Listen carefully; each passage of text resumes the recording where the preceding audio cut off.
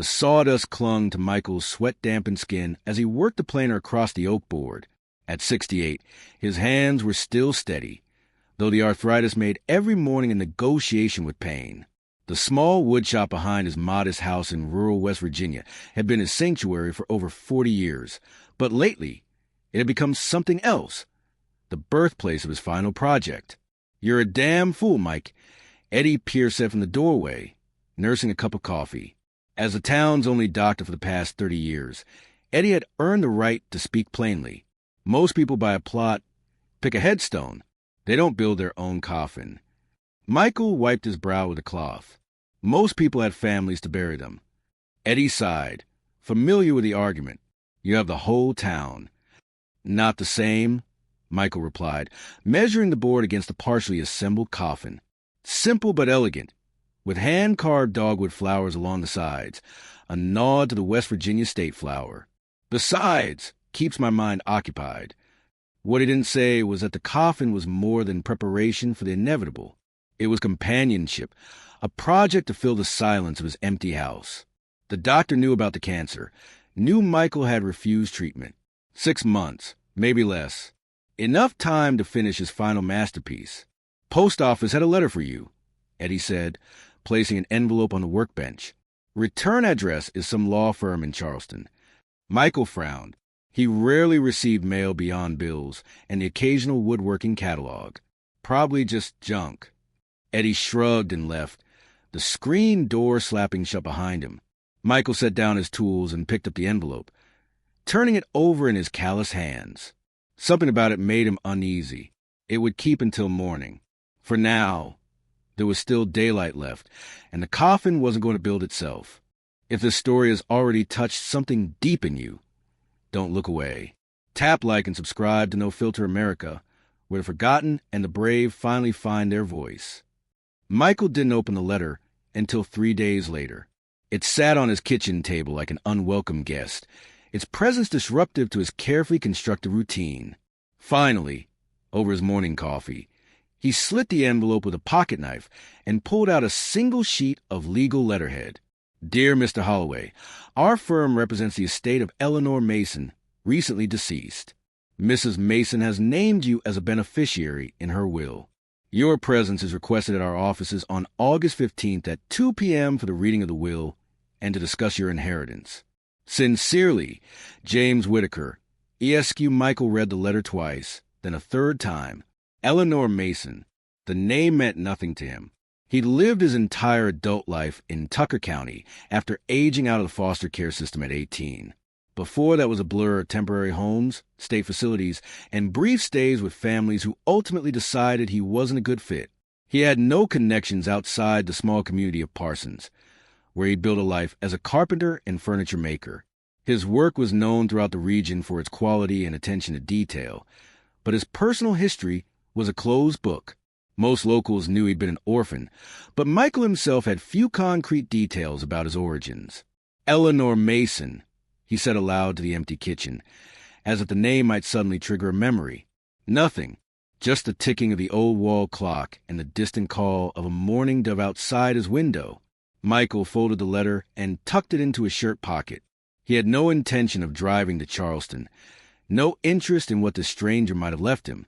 His life was ordered, his remaining time measured. A mysterious inheritance didn't fit into either. He headed back to his workshop, determined to forget about Eleanor Mason and her will. The coffin needed finishing, and unlike this inheritance, that was something Michael understood. Chapter 3. The dream that night, Michael dreamed of a yellow house with green shutters. A porch swing moved gently in a summer breeze, and somewhere inside, a woman was singing. He couldn't make out the words or the melody clearly, but the voice pulled at something deep within him, a splinter of memory too painful to extract. He woke at dawn, disoriented and troubled by the lingering fragments of the dream. The yellow house seemed familiar, yet he couldn't place it among his conscious memories. Michael had spent his childhood in a series of institutional buildings and strangers' homes. None of them yellow with green shutters, none of them places where women sang lullabies. As he made his coffee, the letter from the Charleston law firm seemed to watch him from the counter where he'd left it. August 15th was just 5 days away. "I'm not going," he told the empty room. But as he worked in his shop that day, sanding the smooth interior of the coffin that would eventually hold his body, Michael found himself distracted. His usually precise measurements were off, his cuts slightly askew. The craftsmanship that had defined his life was faltering under the weight of an unknown woman's name. By sunset, he had made his decision. He would go to Charleston, if only put the matter to rest. To explain to this lawyer that they had the wrong Michael Holloway, that he had no connection to any Eleanor Mason, and that he wished to be left alone with what little time he had remaining. As he locked up his workshop for the evening, Michael ran his hand along the partial coffin, his constant companion these last few months. "Don't worry," he murmured. "I'll be back to finish you." For the first time since his diagnosis, Michael felt a strange sensation, not quite hope, but something adjacent to it. A curiosity about the world beyond his small existence, a world he'd long ago stopped questioning. Chapter 4. The journey Michael hadn't left Tucker County in nearly 7 years. The drive to Charleston, just under 3 hours on winding mountain roads, felt like a journey to another country. His aging pickup truck protested the steep climbs, but Michael pushed forward, compelled by a curiosity he couldn't explain even to himself. The city skyline appeared suddenly as he rounded a bend, the glass buildings reflecting the August sun. Michael felt out of place in his faded flannel shirt and worn jeans, a rural craftsman among the suits and dresses of the state capitol. He found the law firm's address, a renovated historical building downtown, and parked across the street, sitting in his truck for several minutes to gather his composure. "This is a mistake," he muttered, gripping the steering wheel with whitened knuckles. Yet he found himself exiting the vehicle, crossing the street, and entering the cool marble-floored lobby. The receptionist looked up with a practiced smile. "May I help you?" "Michael Holloway," he said, his voice rough from disuse. "I have an appointment with James Whitaker about an Eleanor Mason." Recognition flickered across her face. "Yes, Mr. Holloway. They're expecting you in the conference room." She gestured toward a hallway. "Second door on the right. Would you like some water or coffee?" Michael declined and followed her directions, his work boots echoing on the polished floor. The conference room door was slightly ajar, and he could hear muffled voices inside. He hesitated, then knocked. The conversation stopped. A moment later, a tall man in his 50s opened the door. "Mr. Holloway?" "James Whitaker." He extended his hand. "Please come in. We've been waiting for you." Michael stepped into the room and froze. Seated at the far end of a long table was an elderly woman dabbing at her eyes with a tissue, and beside her, a younger woman in her 30s who looked up at his entrance, her eyes widening as they met his. "Oh, my God," she whispered. "It's really him." Chapter 5. The name Mr. Holloway. "Please have a seat." Whitaker gestured to an empty chair. "This is Margaret Wilson, Eleanor, Mason's sister, and her daughter, Catherine." Michael nodded stiffly, but remained standing. "I think there's been a mistake. I didn't know any Eleanor Mason." Margaret Wilson studied him through tear-filled eyes. "You wouldn't have known her by that name. She was Eleanor Parker before she married." The name meant nothing to Michael. "I'm sorry for your loss, ma'am, but I don't know that name either." "You were just a baby," Margaret said softly. "You wouldn't remember." Michael's hand tightened around the back of the chair. "What exactly are you saying?" Whitaker intervened, his tone professional. "Mr. Holloway, perhaps we should start with the will." He opened a folder and removed the document. "Mrs. Mason has left you her house in Morgantown and a trust fund of approximately $200,000. Michael stared at the lawyer in disbelief. "Why would a stranger leave me her house?"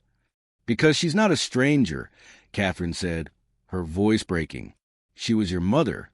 The room seemed to tilt beneath Michael's feet. He finally sank into the chair, his legs no longer able to support him. "That's not possible. I was abandoned, left at a hospital in Clarksburg." Margaret shook her head, tears flowing freely now.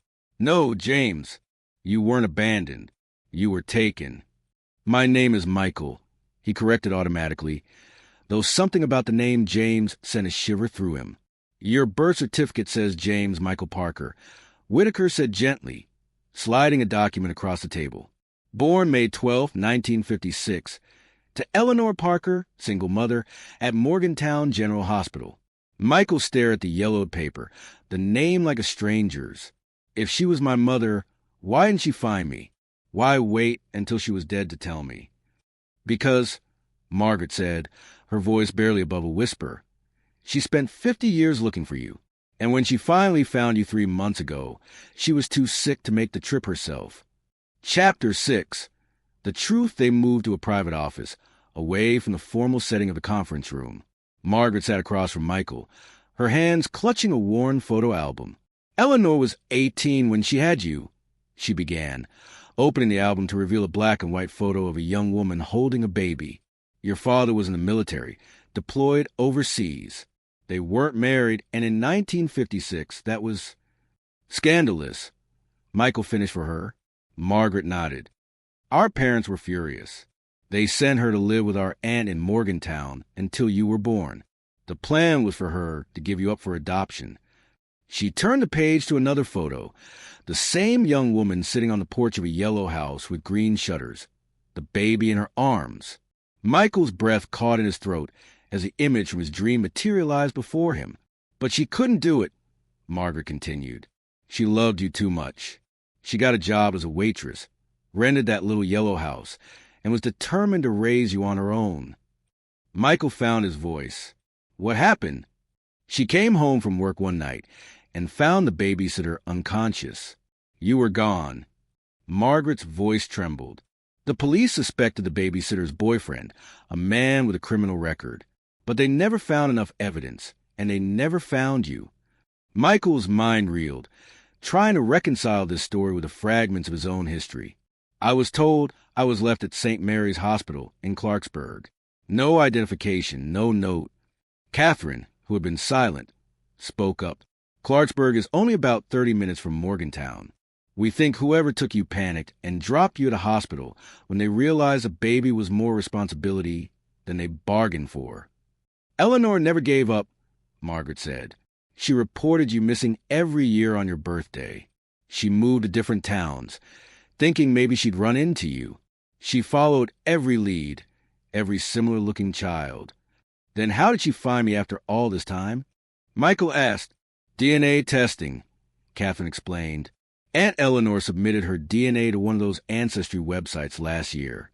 3 months ago, she got a partial match. A second cousin who had also submitted DNA. Through that connection, we were able to trace records to Tucker County, to you.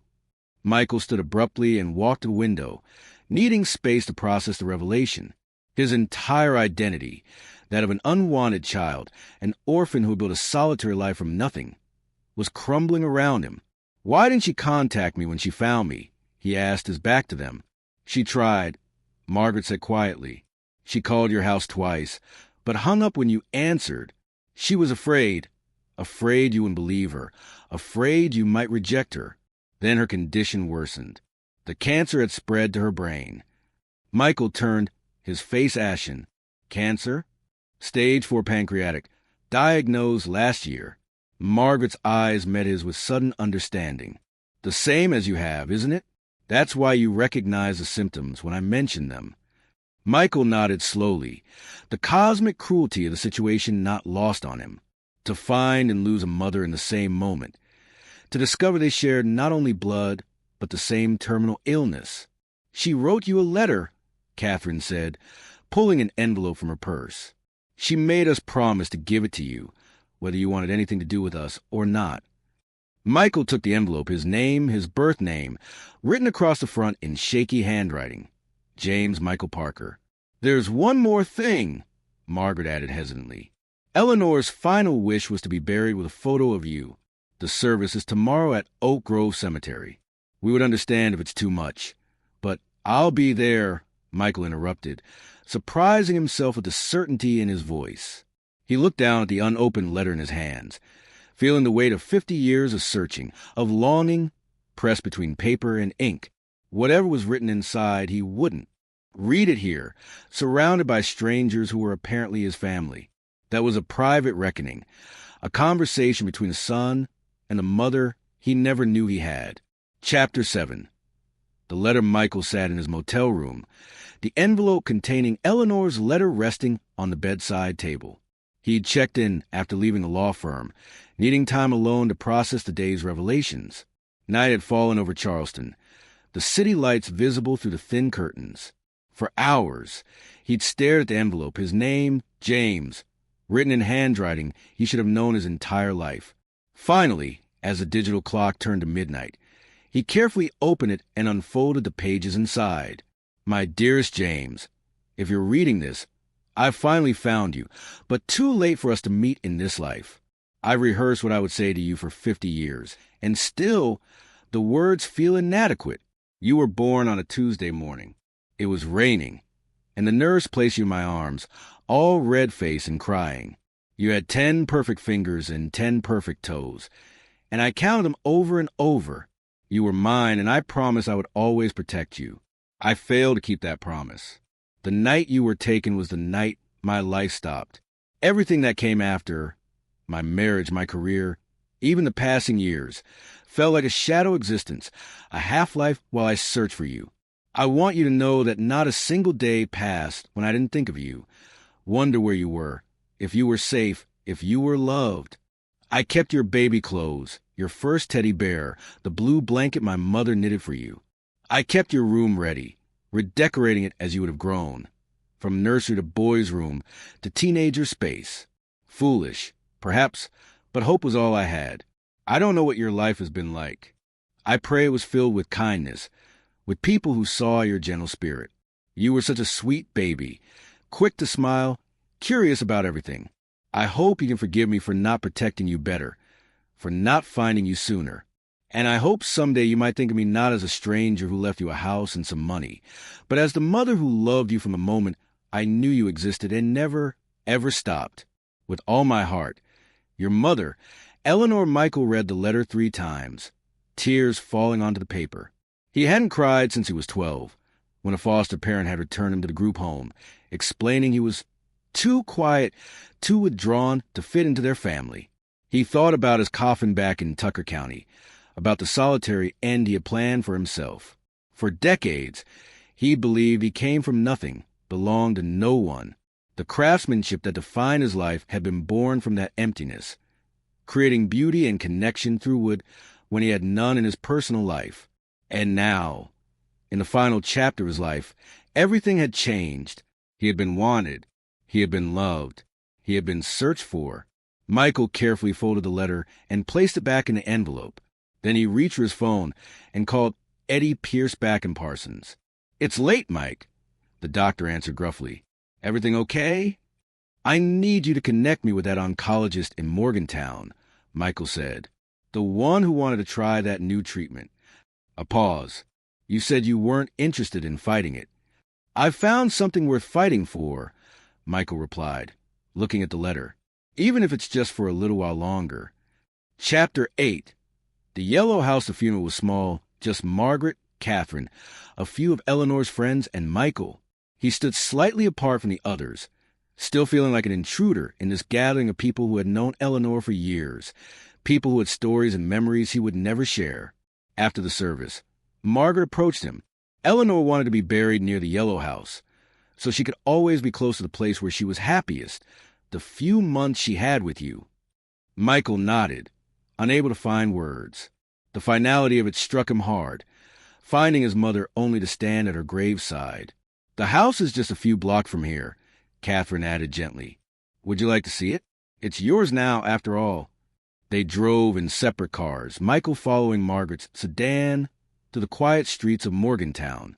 They turned onto a tree-lined avenue and stopped in front of a small craftsman-style house. The yellow paint had faded to a soft buttercream, and the green shutters needed repair, but Michael recognized it instantly from his dream. She bought it back 20 years ago when it came on the market. Margaret explained as they walked up the path. The original owners had painted it white, but Eleanor had it repainted yellow with green shutters, exactly as it was when you lived here. Inside, Michael stood frozen in the entryway.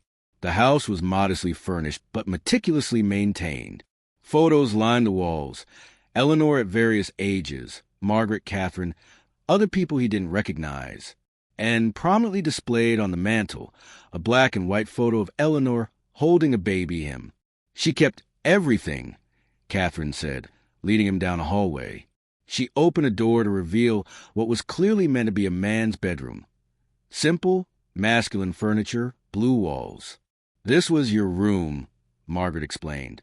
She redecorated it every few years, imagining how you might have liked it at different ages. This is how she pictured your room as an adult. On the dresser sat a small wooden box, beautifully crafted with inlaid maple. She bought that at a craft fair in Parsons 15 years ago, Margaret said. The carpenter who made it signed the bottom.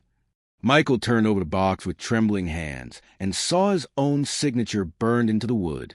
I made this, he whispered. I remember it. The woman who bought it said it was a gift for her son. She was in Parsons looking for you, Catherine said softly. The police had a lead that didn't pan out, but she came home with that box, said it was the closest she'd been to you in years. She could feel it. Michael sank onto the bed, overwhelmed. Somehow, across the decades and the distance, he and Eleanor had connected without knowing it. His hands had created something she treasured, something she kept in a room she maintained for him. She never gave up hope, Margaret said, sitting beside him. And now you're home. Chapter 9. Full circle 6 months later, Michael stood in the workshop behind the yellow house. He'd converted the old garage into a space for his woodworking, bringing his most cherished tools from Tucker County. The oncologists in Morgantown had been cautiously optimistic about the experimental treatment. Not a cure, but possibly more time than the original prognosis. The coffin he'd started building in West Virginia now sat in the corner, repurposed into a hope chest. Michael had decided that if these were to be his final months, he would spend them living, not preparing for death. On his workbench lay a half-finished cradle. Catherine was expecting her first child in the spring, Eleanor's grandchild. Michael worked on it daily, pouring all his skill into what might be his final creation. A knock at the door interrupted his concentration. Margaret entered, carrying a cardboard box.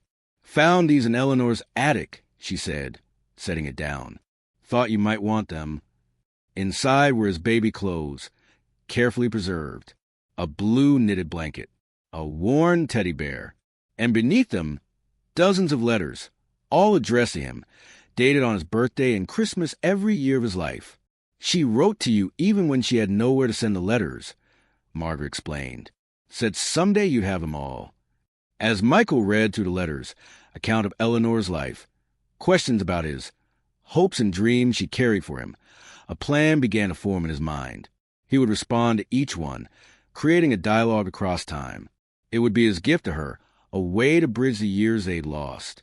That evening, as winter descended on Morgantown, Michael sat at Eleanor's desk in the living room, pen in hand, a blank page before him. Dear Mom, he wrote, the words unfamiliar but right. His story had always been that of an orphan, a man without origins, building his own ending. Now he understood it differently. He was the missing piece of another story, a story of love and loss and unwavering hope. His mother had never stopped looking for him, never stopped loving him. And though they had missed each other in life, he had found his way home at last. Outside, snow began to fall, covering the yellow house in a blanket of white. Inside, Michael Holloway, born James Michael Parker, continued writing by lamplight, filling the silence not with the sound of the coffin being built, but with the quiet rustling of paper as the son finally spoke to his mother. In the corner of the room, Eleanor's photo watched over him, her smile serene, as if she had always known he would find his way back to her, back to the home that had waited 50 years for his return. I'm here now, he wrote in closing, and at last I know who I am. Would you have recognized him in time? Tell us in the comments. And if this story shook you, even just a little, hit like, subscribe to No Filter America, and help us keep these powerful moments alive.